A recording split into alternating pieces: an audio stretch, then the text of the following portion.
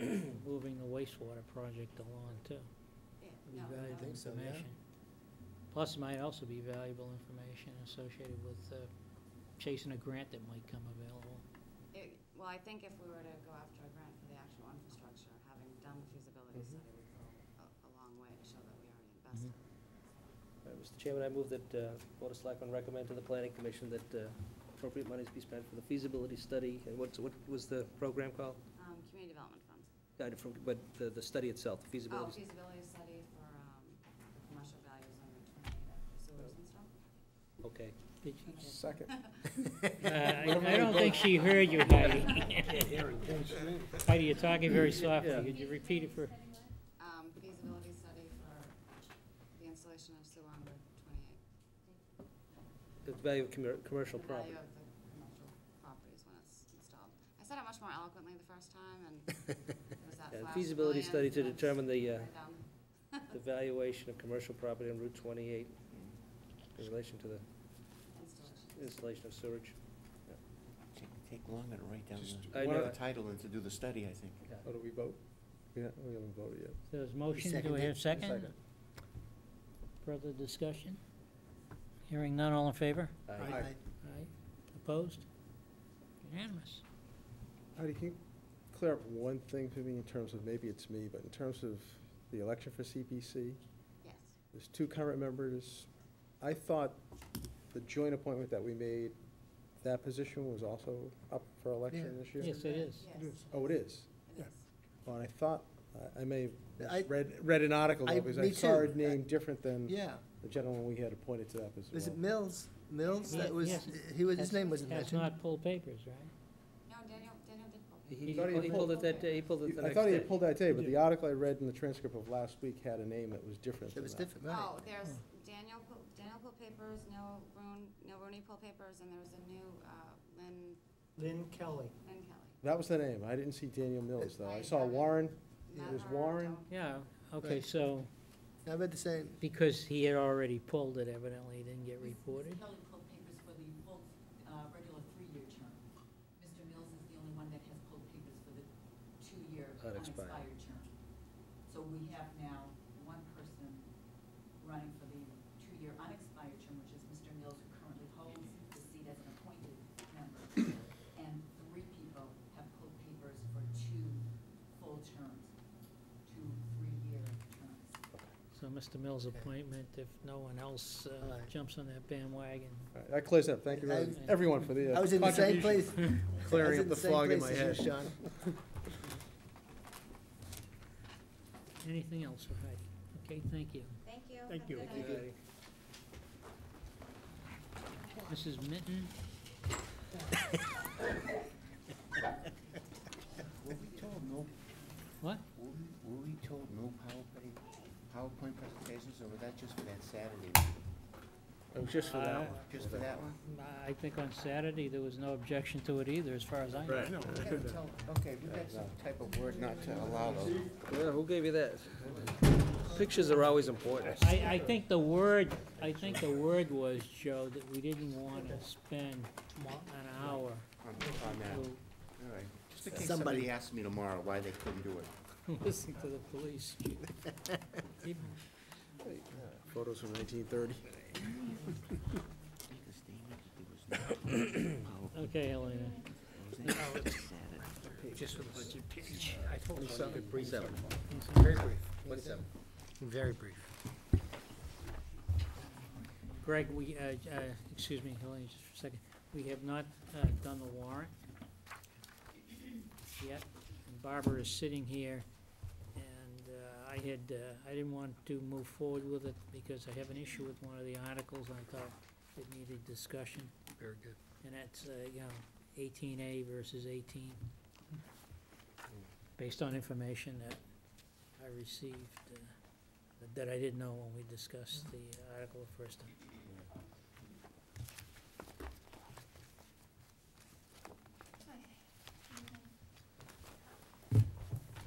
This evening, Trustee Lorraine Sheehan is also here, Marcy Bailey doesn't have to be here. And the librarian, Adrian Callahan, and Michael Callahan, thank you for coming.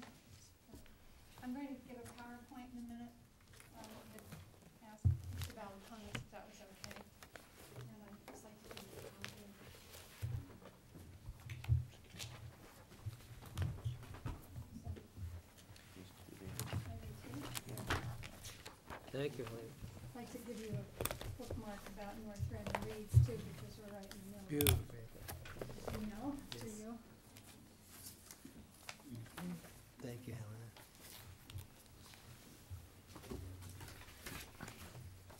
So, which one is it really? Thank you very much. Good, how are you?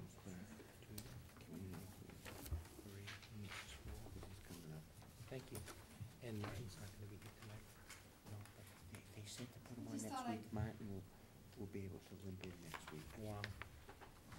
Well, that's good. I thought I'd just talk for a minute about, just about what the library's been doing for the past year before. I won't take too much time, but, so, our circulation is up from last January about 5.5%.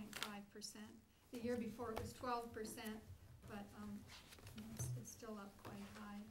And as I mentioned, handing out the bookmarks, we are right in the middle of North Reading Reads. We had a very nice musical event Friday evening with Notorious from the high school and Art Grossman playing the guitar and singing. And we're reading 2 books with the same title called The Soloist. One's fiction and one's nonfiction. We're going to be showing the movie The Soloist this Thursday. And at the end of April, there's going to be a Sunday afternoon concert with a cello and flute. And the cello is a prominent instrument in both books. And so we're really enjoying that and getting a lot of people involved. We've also responded to the recession, and we've had a job search network group going on for quite a few months, and one of the members fortunately was able to find a new job in a totally different field, and he actually appeared, his story appeared on a segment of Good Morning America, and you can actually go to the clip on our website, and he credits libraries for helping him find a job, both North Reading and neighboring Reading, so we're pleased to be able to help him and other people. And the teen grant is continuing for another year. I don't know if you've been in the library, but the teen section has been redone with new furniture bought with the grant. It's really very attractive and different from the rest of the library. Nice colors. The teens enjoy it. And I did want to thank you for supporting the painting of the exterior of the building, because it really does make a difference, and people have commented on it. It looks beautiful. And just wanted to give you a couple of quick snapshots about things that happen at the library. And one is, you probably remember a couple of years ago, the trustees sold the Steinway piano, and then we're able to buy a new digital chord piano. And now we're reaping the benefits. We've had people playing it, and we're very fortunate to have a lot of interest in music in the town, and a lot of musical talent. And high school student Nick Andre played at a reception recently. Janet Harrison played at an open house. We're very fortunate to have wonderful music teachers who helped us too, Allison Kane and Susan Fisher. So we hope the piano will get a lot of use. And also we have a story time that meets every week for certain parts of the year for babies. Lapsit is called, and there's a regular group that comes. And the mothers or the caregivers stay on after the story time and socialize with each other. So we're developing library users at a very young age. We're pleased to be doing that. And we're very fortunate to have a very strong friends group.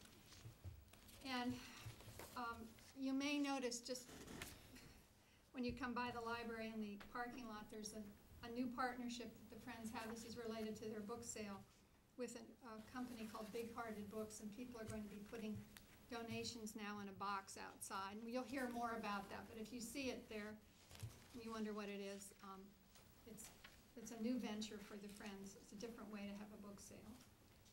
The Friends also support our email newsletter that some of you probably received, and we did receive a marketing award, a Gold Star award recently for that, so we're pleased to have that. And I'd also like to ask you to look for the library on Facebook very soon, because it isn't enough to just have a website anymore. Twitter as well. So I would like to switch now to the PowerPoint, which is going to be a different tone and subject. It's not gonna be a narrative about what's going on at the library, about the budget. I don't know if I can get my chair in here. We need to dim the lights.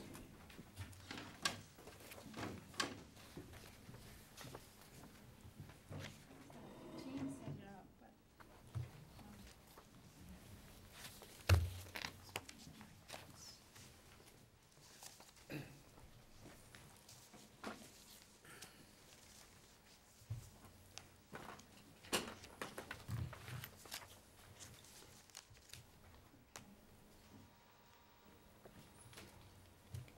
Joe, could you hit the lights?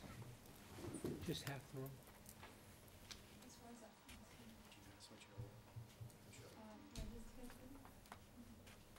Wrong half, Joe. Yeah, wrong half, Joe. Sorry. Don't anybody can accuse us We'd we're in be the able to dark. write down. They don't want us to be accused of being in the dark on anything.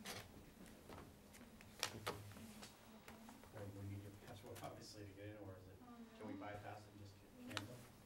Honestly, like it's on my computer, I have no idea. Jean said. Jean just turned it on. Be timed out, that's. So does that mean we can? Just press Control Delete. Yeah, but he doesn't know the password. Somebody has to put a password, Well, maybe one of you guys can log in. I don't use that computer, Mike. So, honestly, I think she should just proceed with her presentation. I tried North Reading, give it a short shot. Elena, we have the, Continuing on. Yeah, why don't you just, Elena, why don't you Elena. use your handout? You can just go We can over it. follow along. All right, well, I'm sorry, because Jean had it all Proceed. set up for me, I don't know. And then I don't know what happened. We have used it here before. Well, that means that other people here can't see it, and people at home, but. Some of these slides are somewhat similar to what you've seen before. And just a reminder for the minimum standards for certification. The library needs to be open a certain number of hours, and right now it's 40 hours. Have to meet the municipal appropriation requirement and spend a certain amount of money, 16% of the total budget on materials, meaning books and CDs and audiobooks. And something to just keep in mind, I know I've talked about this before, but for population, if the population of North Reading goes over 15,000, the minimum standards will change. The actual, the library would need to be open 50 hours, and the minimum materials would actually go down a percentage. So there's a little bit of an offset, but, and also there is a little bit of a grace period to meet those standards. But that's something that we really need to keep in mind, is it looks like the town is approaching 15,000, and probably will fairly soon. And now, did you, or could you quantify what that additional 10 hours would mean? What does that mean dollar-wise? Well, actually, It's right actually now, yeah, it's 5 hours, right? right now, we're open 45 hours. We're open 45, so it's 5 5 hours. more Right, hours. okay. And I guess it might, Well, we'll have another fiscal year to worry about it right. anyway, at least, right? And actually, Okay. in the grace period's 3 years, so you Okay. really have a few years. Okay. It's just to keep something on the radar. And our budget request, the level funded is what our current budget is this year, $438,242. And the level services is actually would be the municipal appropriation requirement. You can see that's another $7,000. And we were able to meet our MAR after the special town meeting last year in November, where the citizens supported it. And I know the trustees are in favor of it too, so I'd like that, if you could consider that for the coming year.